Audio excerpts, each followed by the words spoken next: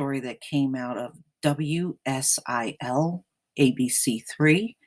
And this is going to be a video on the paramedics' perspective of how they feel about this opioid epidemic. We have cities and places all around this country where there's a high amount of addicts.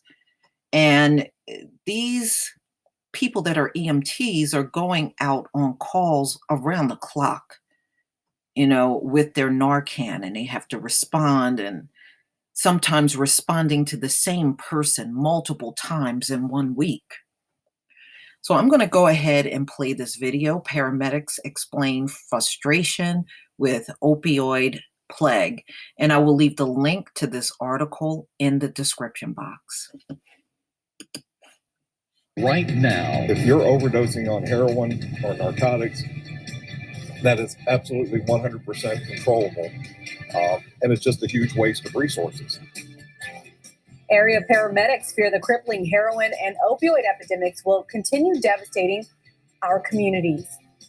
Good evening. Southern Illinois medics witnessed firsthand the effects of opiate-related overdoses and why it remains the leading cause of death for Americans under the age of 50. The Jackson County Ambulance Service responds to 2 to 4 overdose calls every week. And as News 3's Ronnie LaForge learned, that's a decrease from 6 months ago. She joins us in the newsroom with a fresh look at the problem. Yeah, I spoke with a paramedic supervisor today who told me not long ago they were getting calls for overdoses on a daily basis. He says it's frustrating and a waste of resources to constantly have to deal with a problem that's preventable.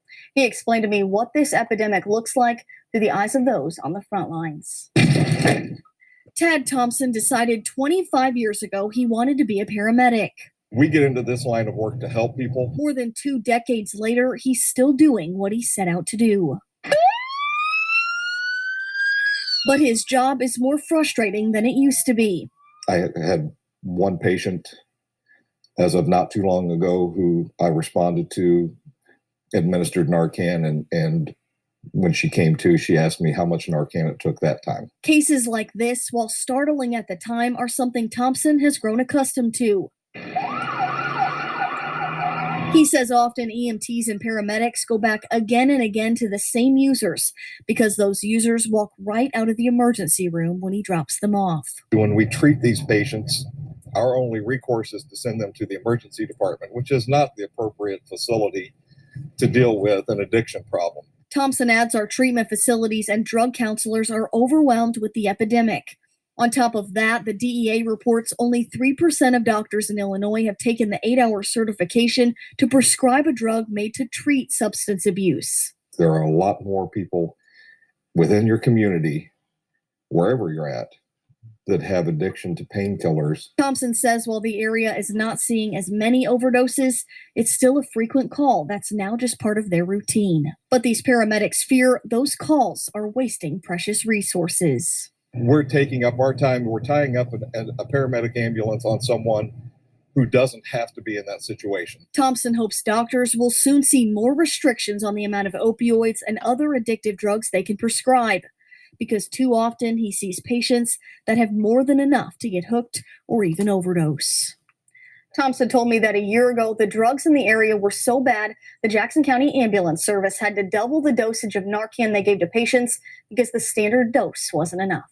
Live in the studio, Ronnie LaForge, News 3.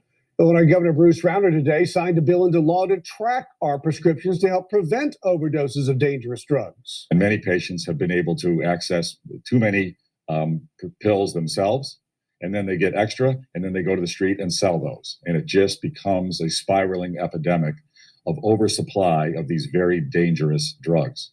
The so-called Illinois Prescription Monitoring Program creates a database that records prescriptions so doctors can check their prescription advice against what others have already prescribed for patients. Those behind the move hope it will slow the pace of overdose deaths in the state. All right. So as you can see, things are not changing. And in the state of Illinois, that not that many doctors have cut back on writing scripts, and that's another problem.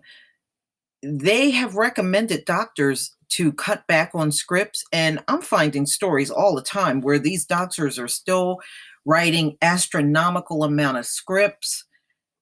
I mean, all over this country. So nothing is changing. And expect a record-breaking year in 2018. I'm dead serious. I saw some of the numbers for 2017. They're projecting about 72,000 deaths, but we know all of their numbers are dramatically undercounted. Counted because all a family member got to do is contact the medical examiner's office and tell them not to put the drug overdose on the death certificate. So once that happens, those people are not counted when they really should be. But please tell me what you think. Please leave your comment and subscribe. And don't forget to hit on that notification bell. Peace, family.